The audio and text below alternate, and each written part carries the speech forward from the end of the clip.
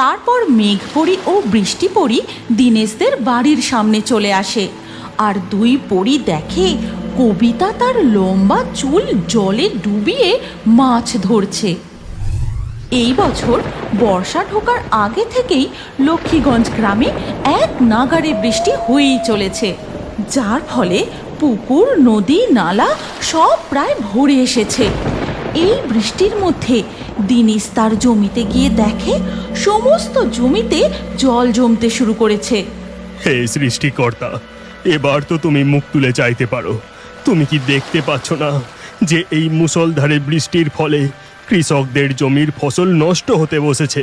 সারা বছরের পরিশ্রম একেবারে সব শেষ হয়ে গেল। হায় হায় হায় হায়, এই মেঘ ভাঙা বৃষ্টি কি আর থামবে না? মুষলধারে বৃষ্টি হয়েই চলে, কারণ মেঘের উপর তখন দেখা যায় দুই পরী তাদের জাদু ছড়ি দিয়ে বৃষ্টি ঘটাচ্ছে।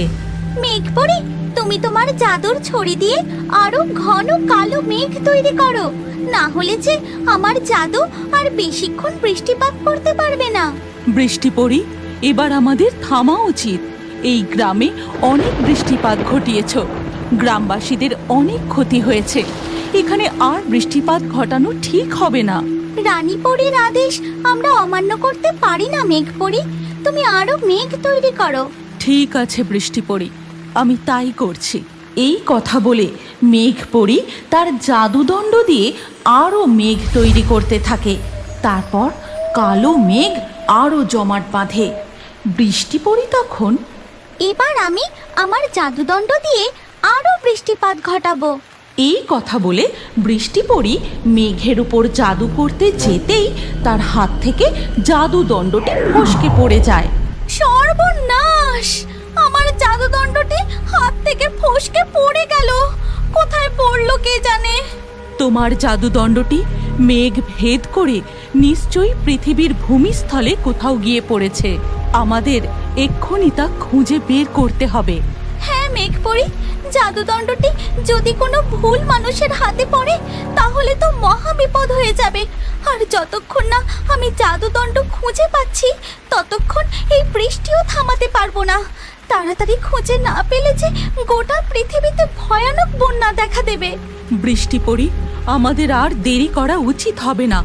চলো আমরা এক্ষুনি এই মেঘের নিচে যে গ্রাম আছে সেখানে গিয়ে তোমার জাদুদণ্ডটি খুঁজে দেখি। এই কথা বলে মেঘপরি ও বৃষ্টিপরি মেঘ ভেদ করে পৃথিবী রাজ্যে প্রবেশ করে। তারপর উড়তে উড়তে এদিক ওদিক তাদের জাদুদণ্ড খুঁজতে থাকে। ওদিকে তখন দীনেশ, না, এই বৃষ্টি থামবার নয়। ওপরওয়ালা কি চান জানি না। বাড়ি ফিরে যাই, জমির ফসলগুলোর আর শেষ রক্ষা হলো না। এই কথা বলে দীনেশ বাড়ির দিকে যেতে থাকে। এমন সময় সে হঠাৎ দেখতে পায় গাছের নিচে কি যেন একটা চকচক করছে। আরে, ওটা কি? এমন উজ্জ্বল আলোর মতো চকচক করছে। যাই তো, ওই দিকটায় গিয়ে দেখি। দীনেশ তাড়াতাড়ি করে সেইখানে গিয়ে দেখে গাছের নিচে এক অদ্ভুত সোনালী রঙের দণ্ড পড়ে আছে। সে সেটাকে হাতে তুলে নেয়। আরে, এটা কি জিনিস? এমন ধাতব জিনিস আমি তো আগে কখনো দেখিনি। আর কি অদ্ভুতভাবে চকচক করছিল। হাতে নেবার পরেই আলোক রশ্মি নিভে গেল। কি জানি বাবা, যাই হোক, এটাকে নিয়ে বাড়ি যাই। দীনেশ বৃষ্টিপরির জাদুদণ্ডটি নিয়ে তার বাড়ি ফিরে আসে। তারপর রান্নাঘরে ঢুকে তার বউকে বলে, এই দেখো গিন্নি, জমি থেকে ফেরার সময় আমি কি কুড়িয়ে পেয়েছি। দূর দূর, রাখো তো তোমার কুড়িয়ে পাওয়া জিনিস। এইদিকে দেখো, রান্নাঘরে চাল ফুটো হয়ে জল পড়ছে। আমি রান্না করতে পারছি না। ওদিকে দেখা যায় দুই পরী উড়তে উড়তে সেই গাছের কাছে এসে পৌঁছায়। বৃষ্টিপরি, দেখো, আমার জাদুদণ্ড আরো উজ্জ্বল আলো বিকিরণ করছে। তার মানে তোমার জাদুদণ্ড আশেপাশেই কোথাও আছে। আমাদেরকে আরো ভালো করে খুঁজে দেখতে হবে। হ্যাঁ মেঘপরি, তুমি একদম ঠিক কথা বলেছো। আমারও তাই মনে হচ্ছে। আমার জাদুদণ্ড আশেপাশেই কোথাও আছে, কিন্তু ওটা কারোর হাতে পড়ে যায়নি তো? তাহলে মহা বিপদ হবে। ওদিকে দীনেশদের রান্নাঘরের চাল থেকে বৃষ্টির জল পড়তেই থাকে। তাতে উনুনটাও গেছে নিভে। এবার আমি কি করে রান্না করি বলো তো? পেট তো আর কথা শুনবে না, খাওয়া দাওয়া তো করতে হবে। কবিতা, আমি বলি কি, আমাদের বাড়ির পাশে যে চালা ঘরটা আছে ওখানে তো একটা উনুন আছে। আজ বরং তুমি বাইরের ওই চালা ঘরেই রান্না করো। আর কি কোনো উপায় আছে নাকি? ওখানেই রান্না করতে হবে।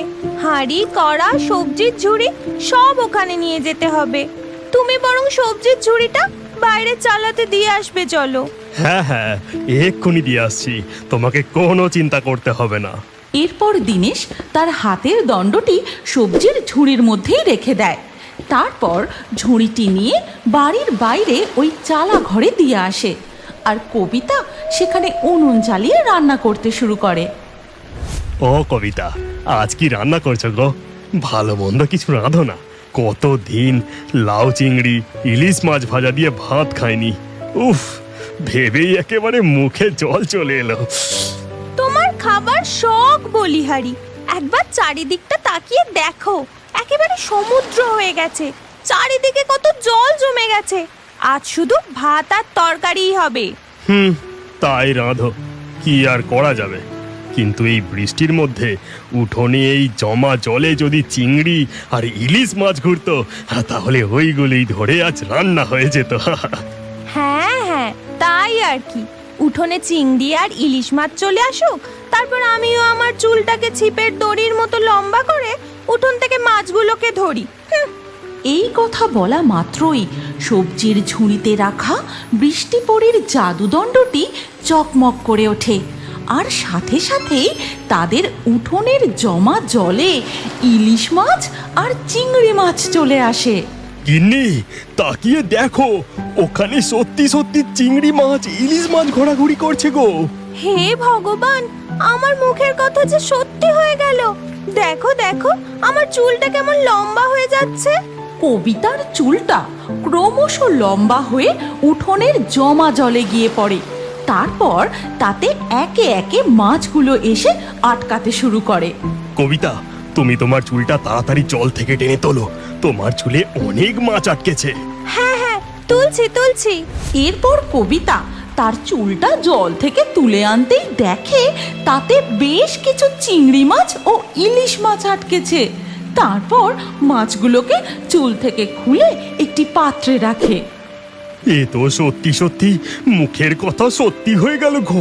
এই জাদু হলো কিভাবে? কবিতা, তুমি তোমার চুল আবার জলে ফেলো, আরো মাছ উঠবে। এরপর কবিতা তার চুলটা আবার জলে ফেলে, আর তাতে ঝাঁকে ঝাঁকে মাছ এসে আটকাতে শুরু করে। আর ওদিকে বৃষ্টিপরী ও মেঘপরী। বৃষ্টিপরী, দেখো আমার জাদুদণ্ড কিভাবে চমকাচ্ছে। তোমার জাদুদণ্ড এই মুহূর্তে নিশ্চয়ই কোনো জাদু ক্রিয়া করছে। আমার মন বলছে ওই গ্রামের ভেতরেই কোথাও তোমার জাদুদণ্ড আছে। মেঘপরি, আমাদের এক্ষুনি ওই গ্রামে যেতে হবে, চলো তাড়াতাড়ি। কিন্তু বৃষ্টিপরী, এই বৃষ্টির ফলে আমাদের ডানাও যে ভিজে ভারী হয়ে গেছে, আমরা উড়তে পারছি না। চারিদিকে জলও জমে গেছে, এখন আমরা যাবই বা কি করে? ঠিক তখনই বৃষ্টিপরী দেখে গ্রামের একটি লোক ভাসমান বাঁশের ভেলায় করে ভেসে ভেসে যাচ্ছে। মেঘপরি, তুমি ওই দিকে তাকিয়ে দেখো, ওই লোকটার মতন তুমিও জাদু করে একটি বাঁশের ভেলা নিয়ে এসো। আমরা ওই ভেলাতে করে ভাসতে ভাসতে গ্রামের ভিতরে যাব। ঠিক আছে বৃষ্টিপরী। এরপর মেঘপরী জাদু করে একটি বাঁশের ভেলা প্রস্তুত করে। তারপর তারা দুজন বাঁশের ভেলায় চড়ে গ্রামের ভিতরে যায়। আর ওদিকে তখন দিনেশ আর কবিতা। কবিতা, অনেক মাছ জড়ো হয়ে গেছে, এবার তুমি জমিয়ে রান্না করো, আমি ঘরে যাচ্ছি। ঠিক আছে, তুমি ঘরে গিয়ে বিশ্রাম করো, আমি আর কয়েকটা মাছ ধরে চটপট রান্না করে নেব। ওদিকে মেঘপরী ও বৃষ্টিপরী বাঁশের ভেলায় ভাসতে ভাসতে গ্রামের মধ্যে জাদুদণ্ড খুঁজতে থাকে। বৃষ্টিপরী, আমার মনে হয় তোমার জাদুদণ্ড ওই দিকেই আছে, চলো আমরা ওই দিকটায় যাই। তারপর মেঘপরী ও বৃষ্টিপরী দিনেশদের বাড়ির সামনে চলে আসে, আর দুই পরী দেখে কবিতা তার লম্বা চুল জলে ডুবিয়ে মাছ ধরছে। বৃষ্টিপরী, আমি যা দেখছি তুমিও কি তাই দেখছো? ওই বউটি তার চুল লম্বা করে জল থেকে মাছ ধরছে। অসম্ভব ব্যাপার। চুলের মধ্যে জাদুর শক্তি শুধুমাত্র কেশপরীরই ছিল। এই কি তবে রানীপরীর হারিয়ে যাওয়া সন্তান কেশপরী? মেঘপরি, ওই ঝুড়ির দিকে তাকিয়ে দেখো। ঝুড়ি থেকে কেমন আলোক ছটা বেরোচ্ছে। নিশ্চয়ই ওই ঝুড়িতেই আমার জাদুদণ্ডটি আছে। কিন্তু এ কি করে সম্ভব? একমাত্র কেশপরীর মুখ থেকে বেরোনো শব্দের ফলেই এমন জাদু হওয়া সম্ভব। এমন সময় কবিতা দেখে উঠোনের জমা জলে বাঁশের ভেলার উপর দাঁড়িয়ে দুই পরী অদ্ভুতভাবে তাকে দেখছে। ও মা, তোমরা কারা গো? আজকের লাকি ড্রয়ে নির্বাচিত সেরা কমেন্ট ও দর্শকদের নামগুলি হলো ফতেমা, মণিমালা, ইব্রাহিম, সুমাইয়া, পূজা, তানিয়া, আফরিন, আসিকুর, সামিম, পাপিয়া, সজীব, সালমা, নন্দিনী, সোনালি, সোহানা।